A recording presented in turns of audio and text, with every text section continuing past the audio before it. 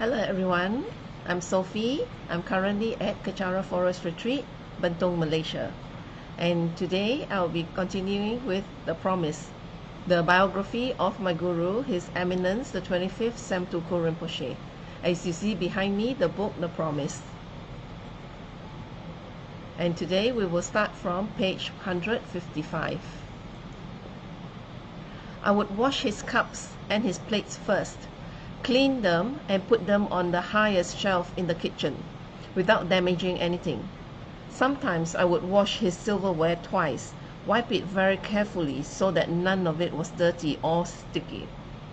I would put everything away in a special place so no one could touch his items. I even put a sign in case anybody makes a mistake.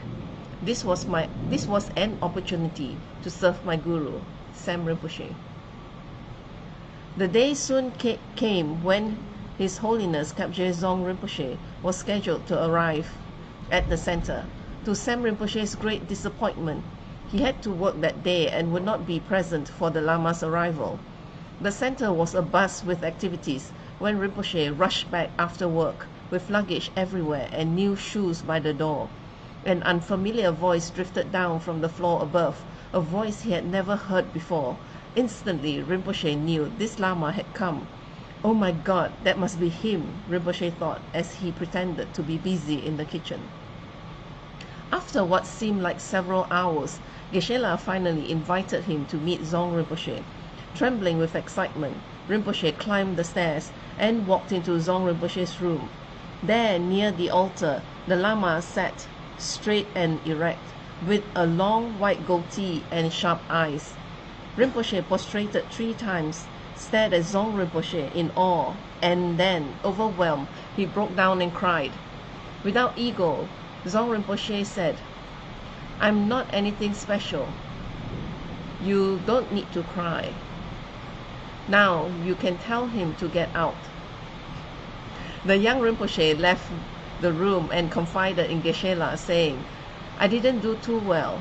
Geshe-la told him he had done nothing wrong. With that, Rinpoche's first audience with Zong Rinpoche was over.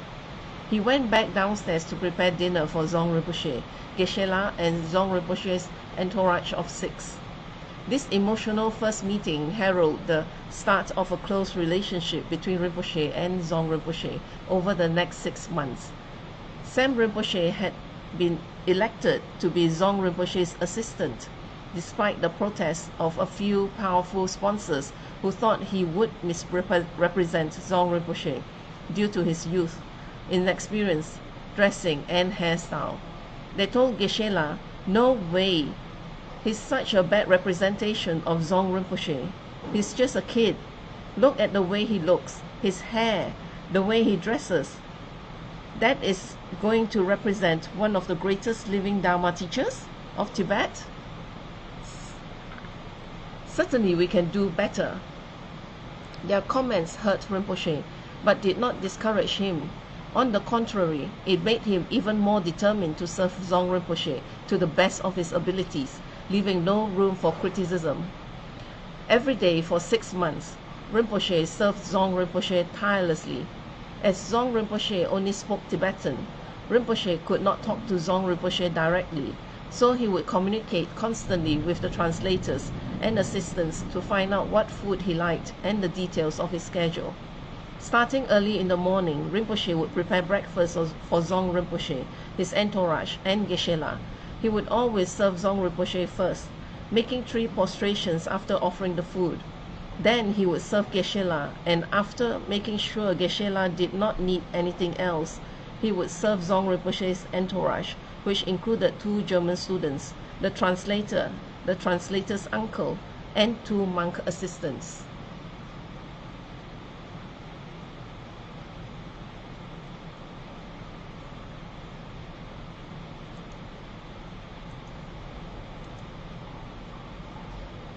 Page 157. Caption of the picture. As His Holiness Kapje Zong Rinpoche's personal attendant, Sem Rinpoche was always present to serve, including during a shopping trip to LA's Chinatown to buy toys. It was seen as a sign of Zong Rinpoche's preparation for his future incarnation.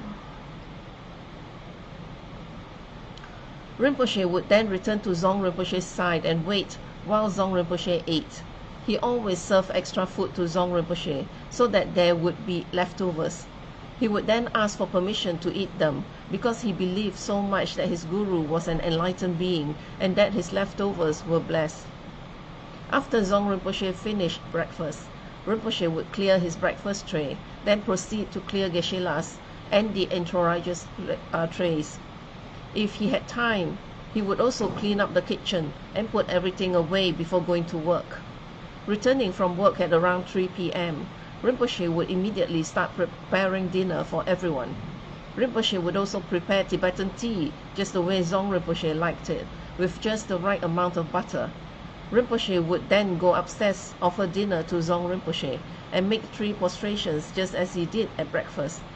Sometimes in the evening after dinner and teachings, he would also have the blessings to massage Zong Rinpoche's feet. Sam Rinpoche also assisted Zong Rinpoche during private audiences and Dharma teachings, which were held daily from 6 p.m. to midnight or 2 a.m. During those 6 months, if there were visitors seeking an audience with Zong Rinpoche, he would vacuum the room and make sure everything was clean and in order before making the necessary arrangement with Zong Rinpoche's assistants to bring the visitors in. During the audience, he would stay nearby quietly, as alert as possible in case Zong Rinpoche needed anything. He would make sure he never let Zong Rinpoche be without anyone close at hand.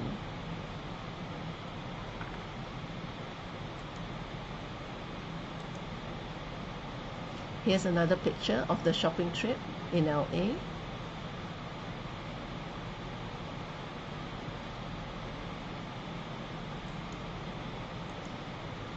Page 159. After Zong Rinpoche's interview or divinations, Rinpoche would assist him downstairs for the Dharma teachings, carry incense, carry his hat, help him sit on the throne and fix his robes. When Zong Rinpoche was sitting on the throne, he would not leave his side even before he sat down. He would make sure everything was straightened. Rinpoche was happy just being in the same room as Zong Rinpoche. He would do anything for Zong Rinpoche and Geshe-la and was never tired when he was with them. Every night before Rinpoche went to sleep, he showed his true guru devotion by making 100 prostrations in front of Zong Rinpoche's bedroom door. Other members at TDL observed that Rinpoche would always be tremendously respectful of Zong Rinpoche. When leaving the room, the other students would turn and walk away, while Rinpoche would back out of the room still facing Zong Rinpoche. Some of the other students were jealous of Rinpoche's exceptionally close relationship with Zong Rinpoche, but there was nothing they could criticize the teenager for. His devotion and service to his guru was flawless. I would do my best to massage his feet every day, and I would kiss his feet because I read in an Indian tantric manual that to show the deepest respect to someone very high is to touch the lowest part of their body. Rinpoche made it a game after a while. He would show me his foot, and when I tried to grab it, he would quickly pull it back and laugh. When I grab it, I would put it on my head and I would kiss it. Tibetans do not kiss. I did it because I had grown up with American culture. It was my way to show my reverence to him because I could not speak his language. Sam Rinpoche. The caption of the picture: Sam Rinpoche served His Holiness Kyabje Zong Rinpoche as his personal attendant in TDL, Dharma Center, and at a Vrajayogini initiation in Yukon Valley, California in the 1980s. This photo was taken when Zong Rinpoche paid a visit to Sam Rinpoche's room in the garage at TDL.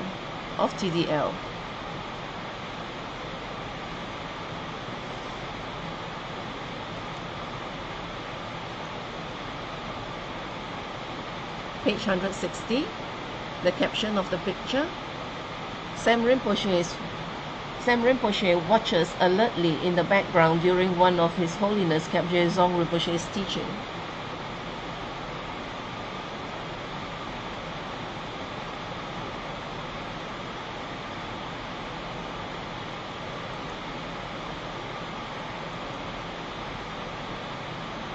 Page 161. The caption of the picture. A very sad photo taken the morning His Holiness Khebje Dzong Rinpoche left LA to return to India. This was the last time Sam Rinpoche ever saw Dzong Rinpoche.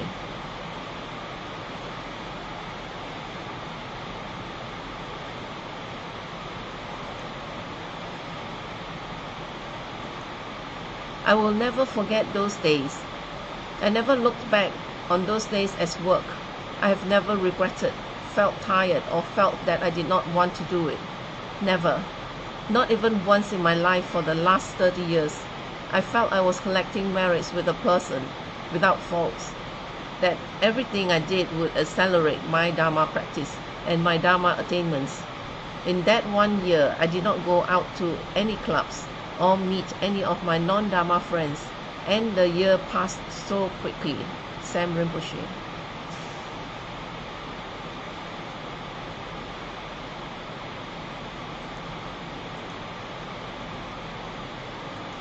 Page 163.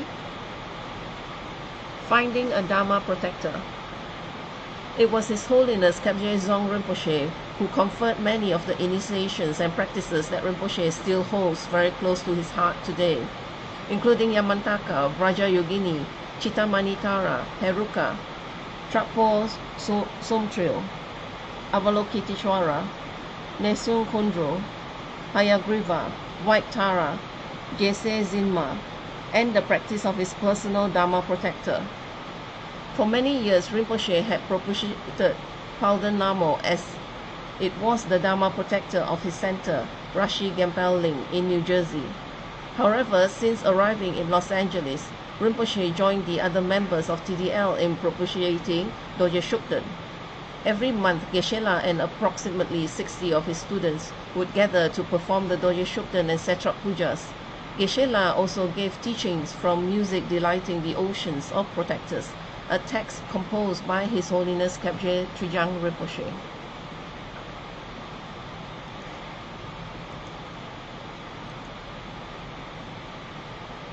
Rinpoche wished to focus on the practice of just one protector, and the opportunity to do so soon presented itself.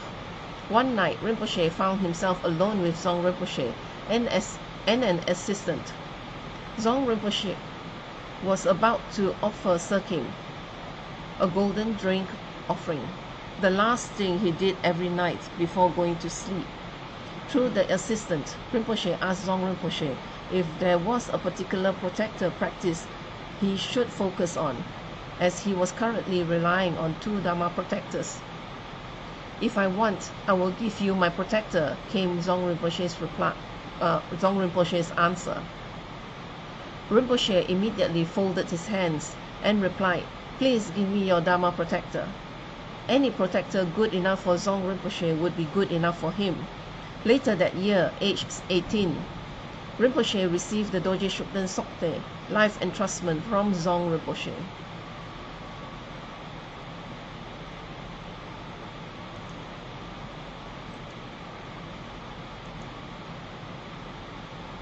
Page 165.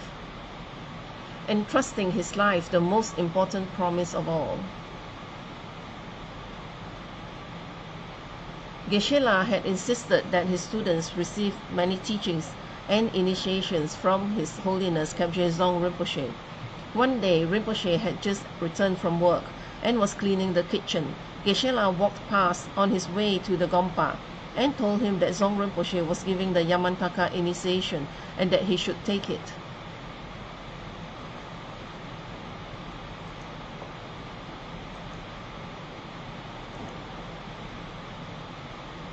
Caption of the picture.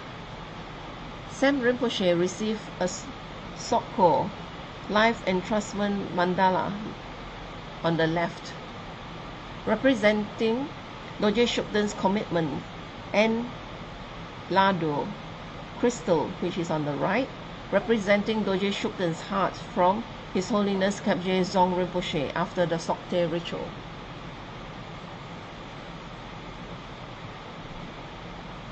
And with that, I will end today's sharing.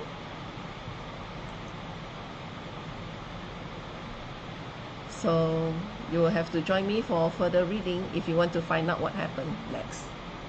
And now I will end this sharing with the completion dedication in Tibetan.